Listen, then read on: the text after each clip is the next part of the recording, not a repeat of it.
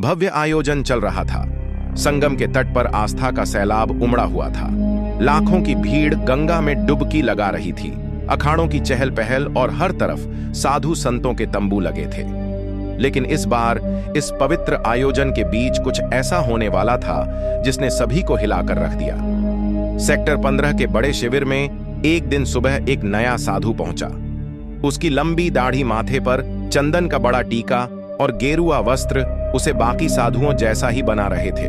वह धीरे धीरे शिविर के अंदर आया और मुख्य साधु के चरणों में झुक गया।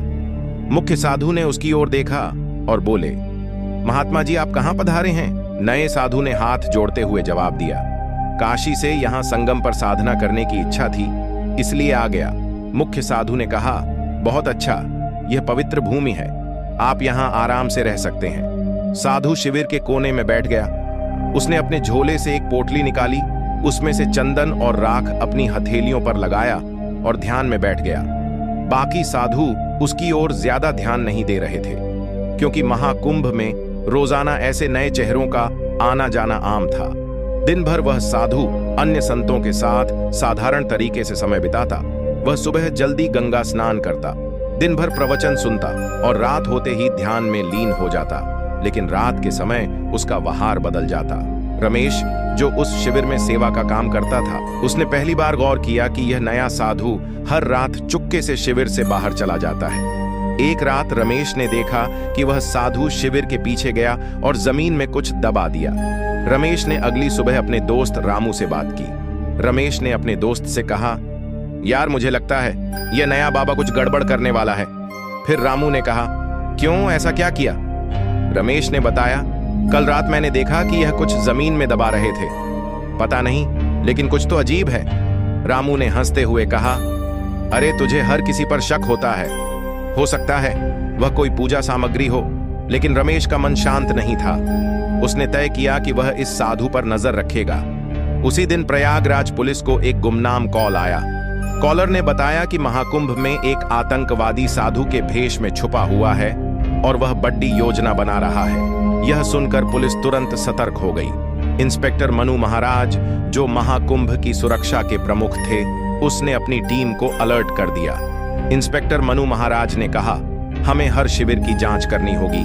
किसी भी संदिग्ध गतिविधि को नजरअंदाज नहीं किया जाएगा, खासकर नए चेहरों पर ध्यान दो। पुलिस ने सभी शिविरों की गुप्त निगरानी शुरू कर दी। इस बीच सेक्टर 14 के शिविर में वह नया साधु सामान्य तरीके से दिन बिता रहा था, लेकिन रात को उसकी हरकतें जारी थीं। एक रात रमेश ने देखा कि साधु झोले से एक कागज और छोटा उपकरण निकाल रहा था। वह झोला लेकर शिविर से बाहर चला गया। रमेश ने साहस जुटाया और उसका पीछा किया। साधु सीधे गंगा घाट के पास गया, जहां उसने एक व्यक्ति से मुलाकात की और दूसरे साधु से कहा, सब कुछ योजना के अनुसार चल रहा है, कोई शक नहीं हुआ। अनजान व्यक्ति ने कहा, बहुत अच्छा, बस सही वक्त का इंतजार करो।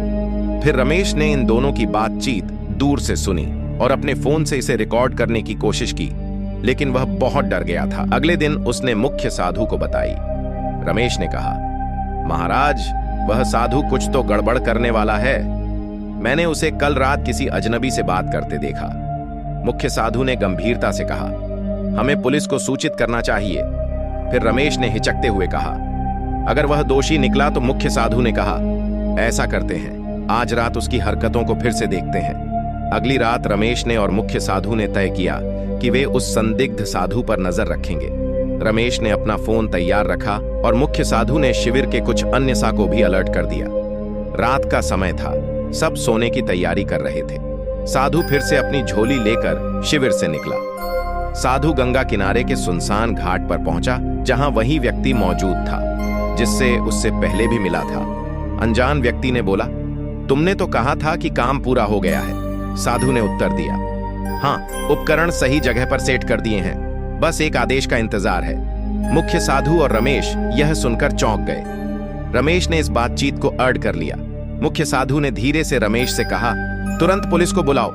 रमेश ने पुलिस को कॉल किया और उन्हें सारी जानकारी दी। इंस्पेक्टर और उनकी टीम तुरंत आ गई। इंस्पेक्टर ने कहा, हमें इस संदिग्ध साधु को रंगे हाथों पकड़ना होगा। पुलिसकर्मियों ने घाट की ओर जाने वाले सभी रास्तों को घेर लिया। कुछ जवान वेश बदलकर वहां पहुंचे ताकि साधु को उन पर शक ना हो। साधु और उसका साथी अभी भी बातचीत में व्यस्त थे। साधु ने कहा, यह आखिरी चरण है, बस जैसे ही भीड़ ज्यादा होगी हमें अपना काम कर देनी है। अनजान व्यक्ति ने उत्तर दिया, यह हमला सबके लिए एक बड़ा संदेश होगा। कोई सोच भी नहीं सकता कि महाकुंभ जैसी जगह को निशाना बनाया जा सकता है। पुलिस टीम ने सही वक्त का इंतजार किया। जैसे ही साधु ने अपने झोले से एक और उपकरण निकाला, पुलिस ने उन्हें घेर लिया। इंस्पेक्टर मनु महाराज ने कहा, हाथ ऊपर करो, पुलिस से बचने की कोशिश मत करना। साधु और उसका साथी हड़बड़ा गए। साधु ने भागने की कोशिश की, लेकिन पुलिस ने उसे पकड़ लिया। झोले की तलाशी ली गई तो उसमें विस्फोटक उपकरण और कुछ नक्शे मिले। पुलिस ने तुरंत साधु और उसके साथी को गिरफ्तार कर लिया।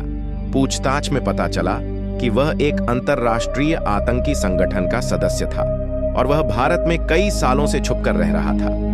इंस्पेक्टर ने पूछा, तुम्हारा मकसद क्या था? महाकुंभ जैसे पवित्र आयोजन को क्यों निशाना बनाया?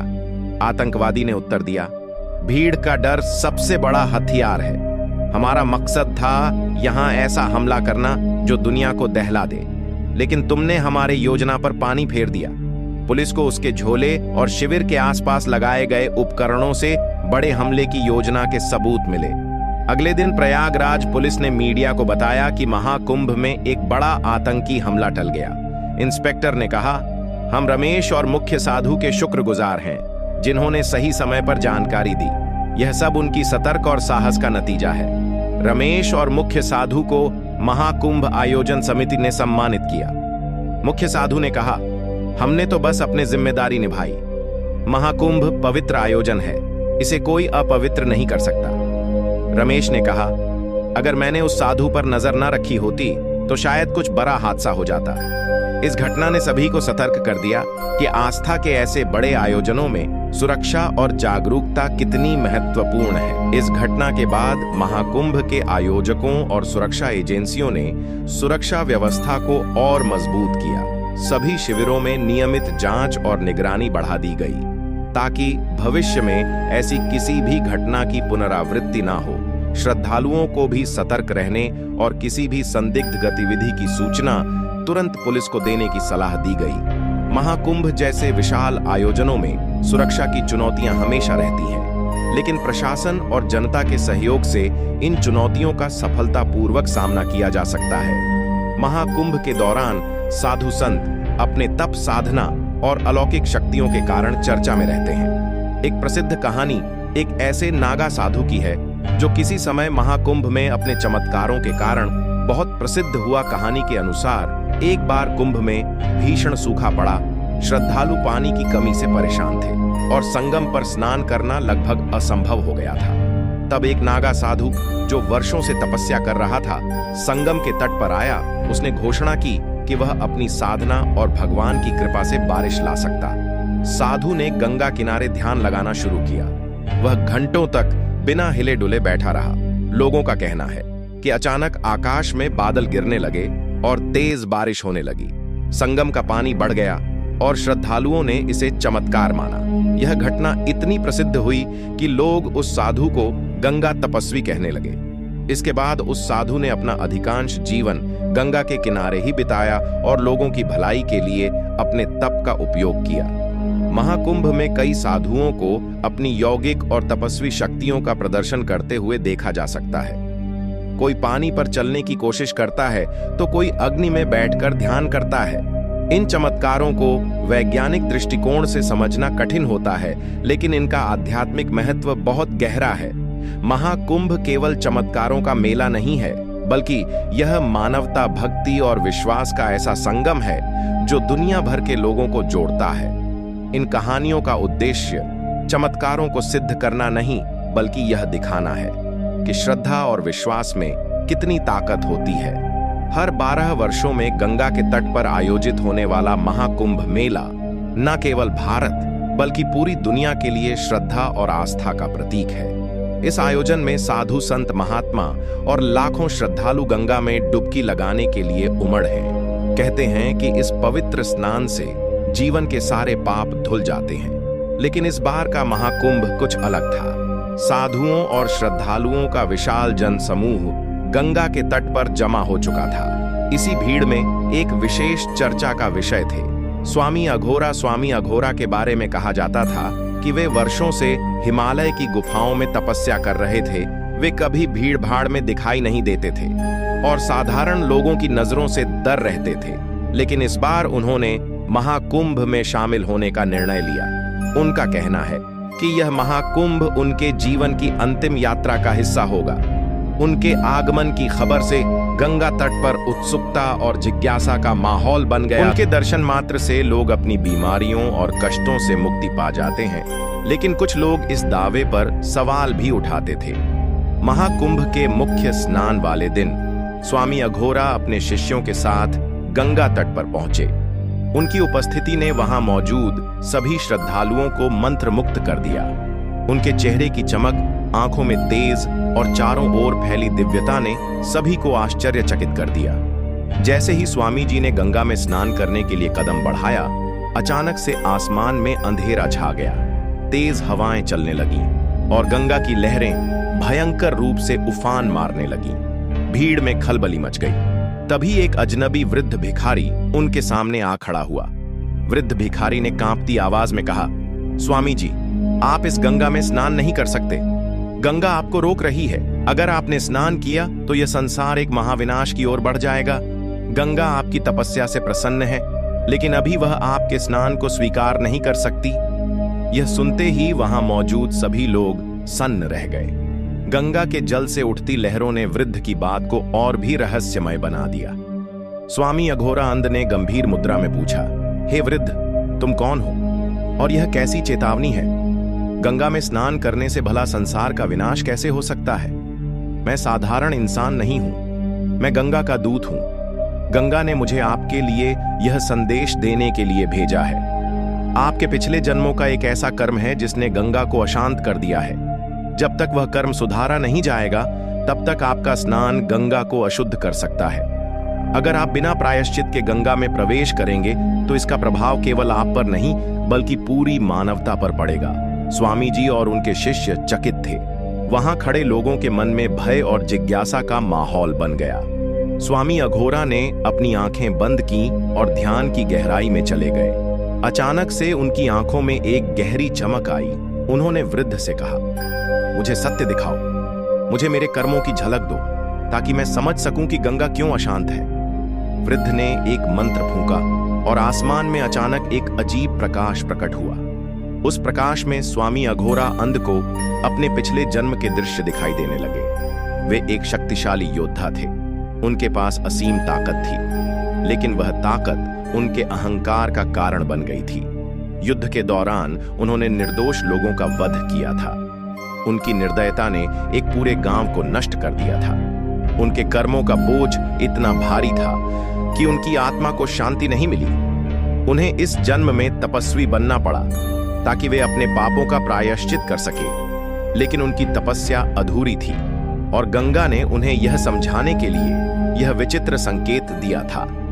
स्वामी अघोरा ने अपने पापों का बोध होते ही गंगा के सामने हाथ जोड़कर प्रायश्चित का संकल्प लिया। उन्होंने कहा, हे गंगा माई, मेरे कर्मों का प्रायश्चित कैसे होगा? मुझे मार्गदर्शन दो। गंगा की लहरें शांत हो गईं और जल में से एक दिव्य आकृति उभरी।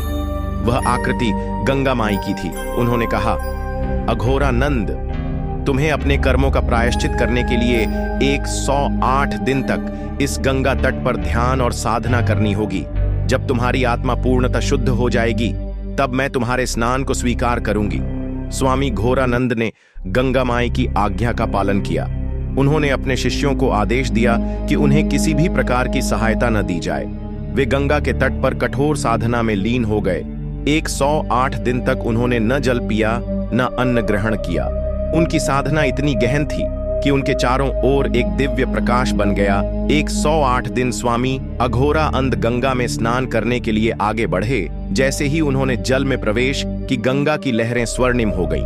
आसमान से पुष्प वर्षा होने लगी। लोग यह चमत्कार देखकर स्तब्ध रह गए। स्वामी जी गंगा के जल में समा गए और कुछ क्षण बाद उनका दिव्य स्वरूप जल से प्रकट हुआ।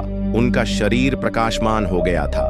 उन्होंने सभी से कहा, गंगा माई ने मुझे मुक्त कर दिया है। याद रखें, पवित्रता केवल शरीर से नहीं, मन और आत्मा से होती है। अपने कर्मों को शुद्ध रखें और गंगा में स्नान से पहले अपनी आत्मा को शुद्ध करें। उस दिन से स्वामी अघोरा का नाम इतिहास में अमर हो गया। उनका जीवन इस बात का प्रतीक बन गया कि कर्म और प्रायश्चित ही सच्ची मुक्ति का मार्ग है। गंगा तट पर आज भी उनकी कहानी सुनाई जाती है और उनके चमत्कार को याद किया जाता है। यह कहानी हमें याद दिलाती है कि गंगा न केवल एक नदी है, बल्कि वह एक चेतना है जो हमारे कर्मों का प्रतिबिंब है। केवल पवित्रता और सच्चाई से ही गंगा का आशीर्वाद प्राप्त किया जा सकता है। तो मित्रों, ये वीडियो आपको कैसी लगी हमें कमेंट करके अवश्य बताएं और जाते जाते चैनल को सब्सक्राइब जरूर कर लें। मिलते हैं ऐसे ही किसी और कहानी में। धन्यवाद।